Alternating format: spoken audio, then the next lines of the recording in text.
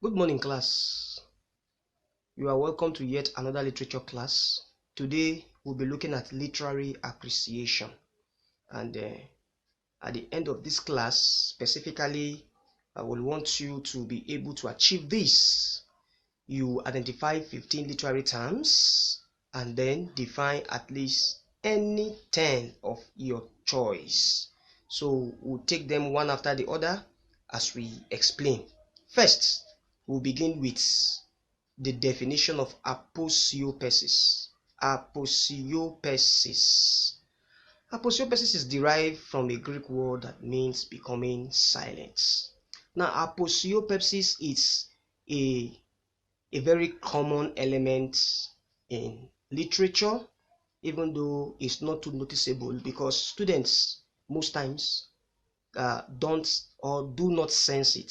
Now, it is a situation where a speaker deliberately stops or pauses in the course of a discussion. He stops with the intention to create curiosity, suspense.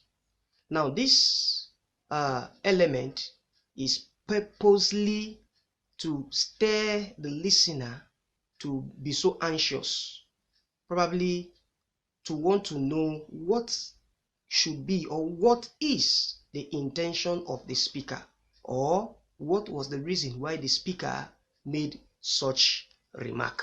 So it is a rhetorical device that can be defined as a figure of speech in which the speaker or writer breaks off abruptly and leaves the statement incomplete. If it's English language, for instance, it will become a concept where you see it be indicated by the presence of 3 dots, which is referred to as ellipsis. 1, 2, 3 dots.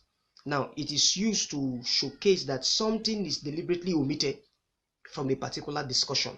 That is what ellipsis does in English language. So for us in literature, it is called aposiopesis. So at the end of, or at the point when the speaker had abruptly stopped, there will be this ellipsis showing that the speaker didn't finish what he intended to say. He creates anxiety and curiosity in the mind of the listener who dies or who desires to know what the speaker intends to say. So in a piece of literature, it means to leave a sentence unfinished so that the reader can determine his own meaning. That is what aposiopesis does. Example. I can say, "These boys, I don't know why you behave like this, but don't let me get to a point where then I stop." Where what? You see, you indicate using 1, 2, 3 dots. Now that where, the next thing that would have followed creates this curiosity in the mind of the listener as to say, the speaker didn't say virtually everything he had in mind. What could be the intention of the speaker? So aposiopesis leaves you at a point where you desire to want to know what the speaker would or intend to say. The next one is ambiguity. Ambiguity, as the name implies, you can call it a fallacy of ambiguity. It is a word or phrase or statement which contains more than one meaning. A word, a phrase, a statement that contains more than one meaning. Whenever time your coordination goes beyond ordinary or a straight meaning, what you have done is ambiguity. Whenever time you drive meaning beyond just one expectation, where the reader begins to think beyond just one option, what you are doing is ambiguity. So ambiguity, most times, the essence is to create a kind of choices in the minds of the reader, where the reader will not specifically land on the notes of what the speaker is trying to say. So ambiguity is deliberate. The reader says it sometimes in literature so as to drive another deeper meaning into the mind of the reader. Now, ambiguous words or statements lead to vagueness and confusion and shape the basis for instances of unintentional humor. Now, take for instance, somebody said, The cat refused to eat the rats. What should I do? And the next person answered, boil it. What is it going to boil? Is it the cat? Is it the rats? So very, very important. So in ambiguity, the essence is to create a situation where you do what they call, you intentionally drive meaning beyond just one ordinary level of comprehension. So that is the essence of ambiguity. You have anagram. Anagram is a form of word play in which letters of a word or phrase are rearranged in such a way that a new word or phrase is formed. So where you have the coming together of sentences or a word or phrases, and in there one can decide to rearrange or pick other letters from such arrangement of sentences to create another, is anagram. That is what anagram does. Now take for instance, I can create ram from drama. See? Create ram from drama.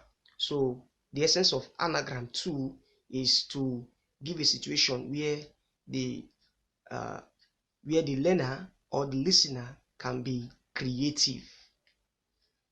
You have antimetaboly. Antimetaboly is derived from a Greek word which means turning about. It is a literary term or device that involves repeating a phrase in reverse order. Repeating a phrase in reverse order. That is what antimetaboly does. Now, example. Fair is foul. Foul is fair. Fair is foul. Foul is fair. So it's a form of repetition.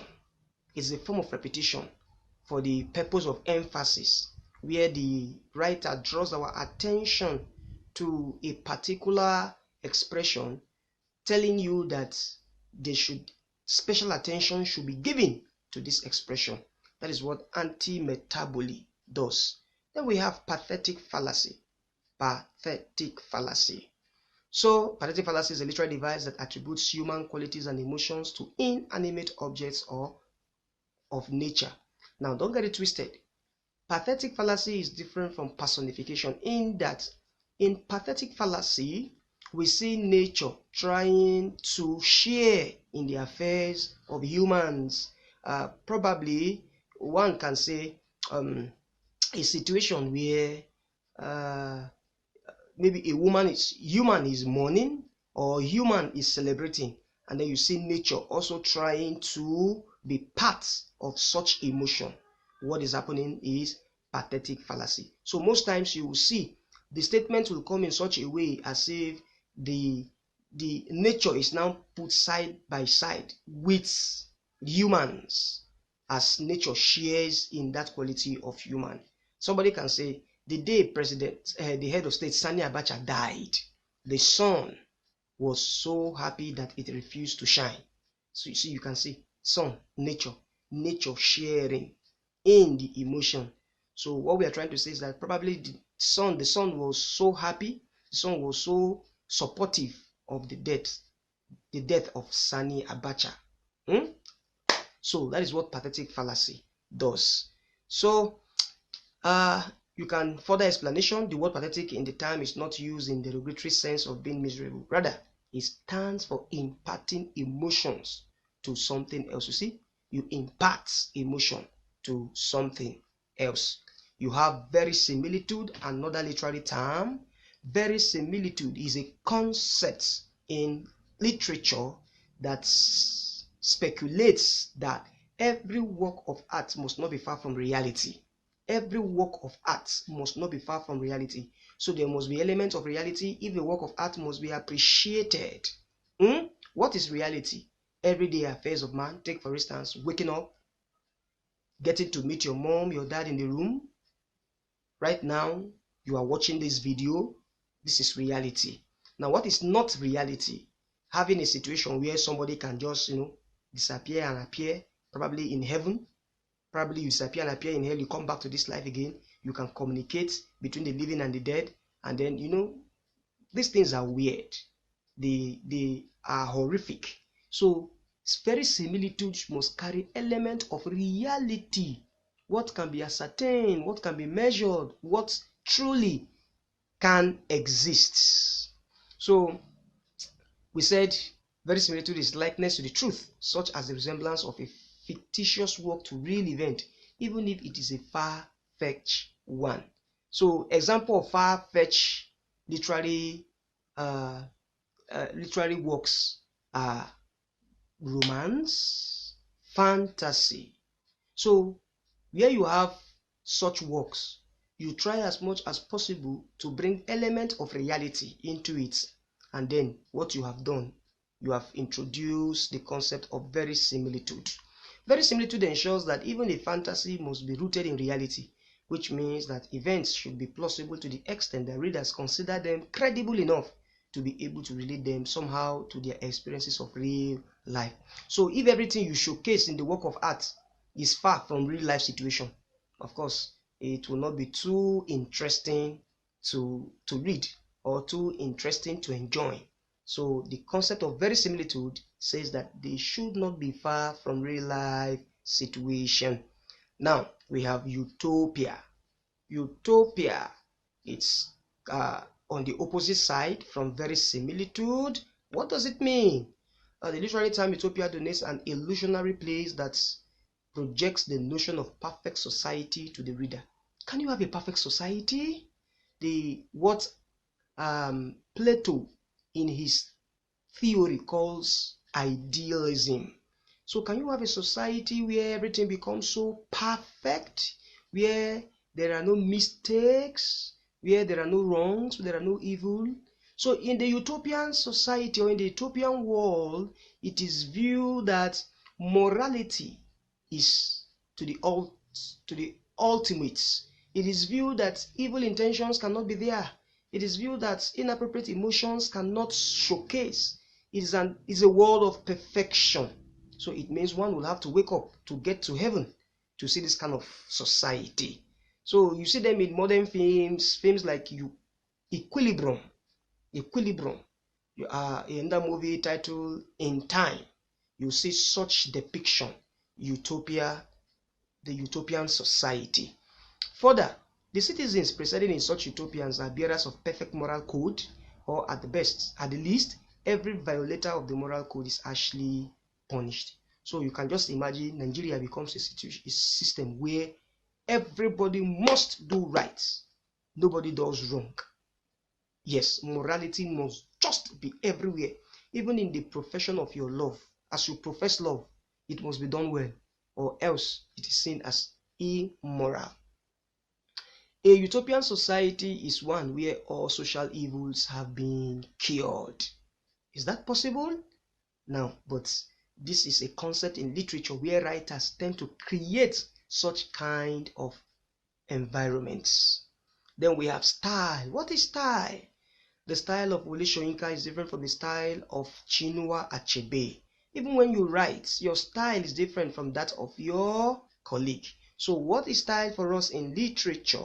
The style in writing can be defined as the way a writer writes. So how does Wole Soyinka write that makes him unique?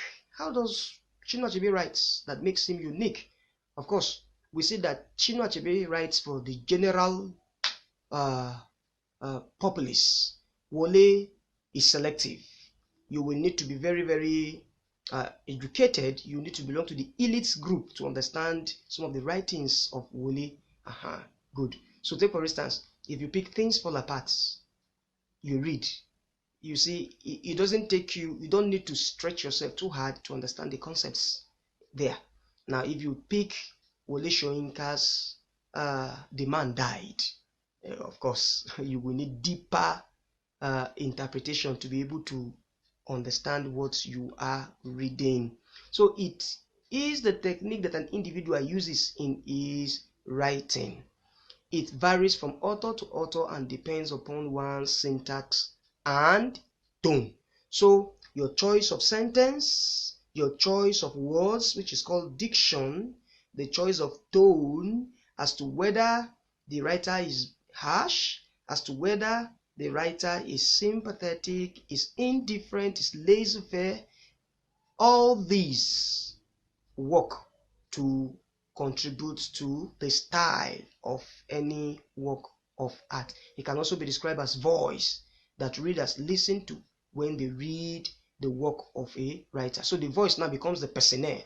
What kind of persona is the writer presenting in the course of writing? That is what style is all about. You have Nemesis. I hope you're following. Good. Nemesis. Nemesis, you can also call Nemesis poetic justice, because Nemesis is that point where evil is paid, where there is a consequence for misdeeds. So Nemesis is a literary device that refers to a situation of poetic justice, where the good characters are rewarded for their virtues and the evil characters are punished for their vices. So, let him who is good continually being good.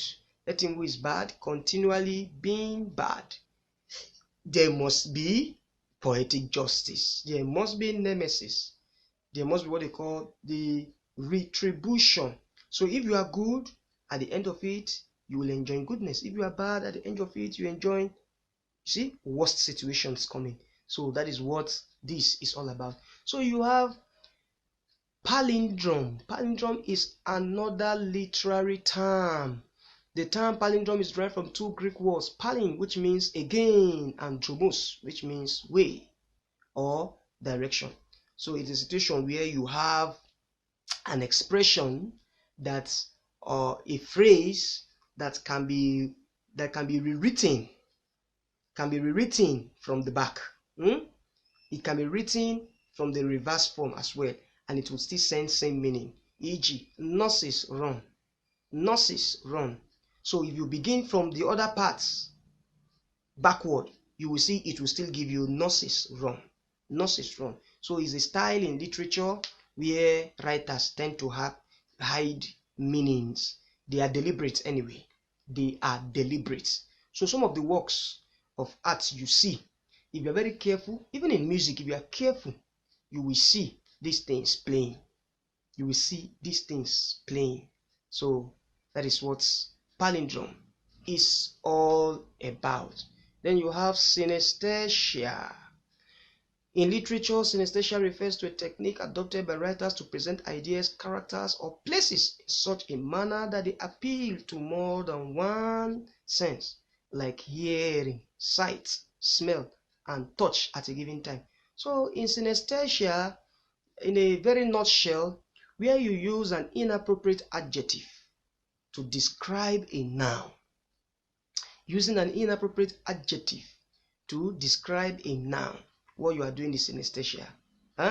E.g., an adjective that would have appealed to sight, an adjective that would have appealed to touch, if they are not properly used or appropriately used in such situations, and they are malappropriated, it becomes synesthesia. So where you have a situation where somebody say cool music, can you have a cool music? So no cool music. So where you have cool music, which is used to depict a very solemn song, a song that is not too fast, cool music. But that concept in literature becomes synesthesia. You are using a wrong adjective, an inappropriate adjective to describe now music. Since you cannot have a cool music, you can instead have a cool, maybe you can say cold water, or you can have a cool, think about it, cool scenario or what have you, but you can't use cool for music. You understand? Yes. Then you also have point of view. Point of view is not far from narrative technique. Narrative technique can also be called point of view. Point of view is the angle of considering things which shows us the opinion or feelings of the individuals involved in the situation. So the opinion.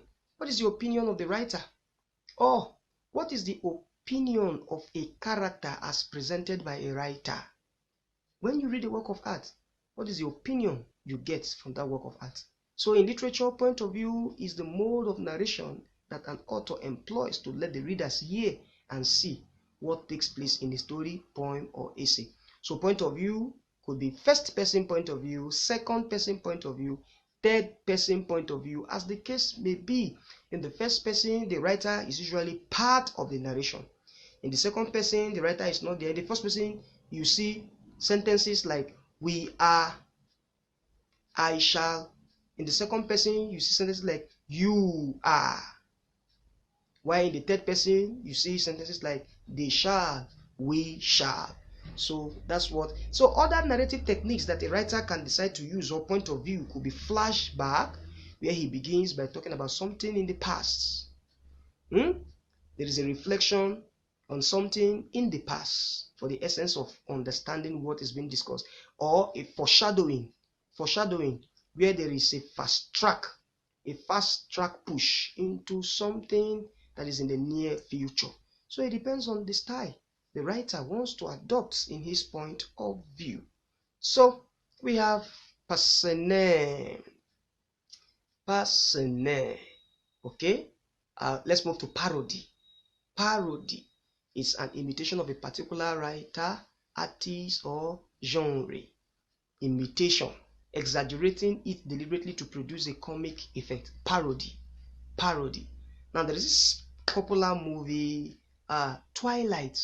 You know, we have seen Twilight. Yes, there is another one, a parody to ridicule that movie, Twilight. Now, every parody is to mock. Every parody is to exaggerate on the actions of the original. The essence of parody is to create humor. To mock a situation. That is what parody is all about.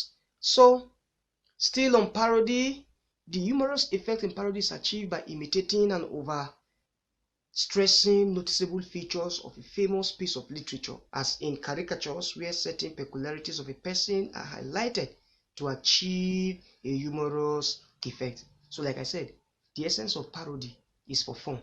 The essence of parody is to make caricature of a situation, to make caricature of the original situation.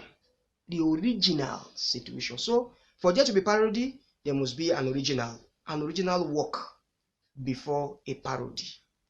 Then we have epitaph. Simply, epitaph is a description, an inscription on the tomb of a dead person. On the tomb. Have you seen a tomb before? Probably you've seen some on television. A tomb, yes, where you bury people. So you can have, for instance, our dear mother, we love you, but God loves you more. Such kind of inscription is referred to as epitaphs. So when somebody from our family or a friend dies, we want to commemorate his or her memory. For this, we use an epitaph, which is a brief writing or saying inscribed on a grave. I've said that before. You just inscribe them somewhere. That is what an epitaph is. Then, it is a brief composition. It is created in a verse form. It can be 3 lines. It can be a couplet. It can be a triplet. It can be a quatrain, as the case may be. It can be a sinking, as the case may be. But just know that the essence is for poetic effects. So they are usually referred to as epitaph. Then you have assignments, which I expect you to do and submit. You identify and discuss any 5 literary terms you know. Any 5 literary terms you know outside the ones you've been taught today. So you can look them up, browse, check others, give us something that is different from what we have treated today, and submit. You will see these notes on your Google Classroom. Make sure you download and you copy. Thank you very much for attending this class. We hope to see ourselves soon. God bless you.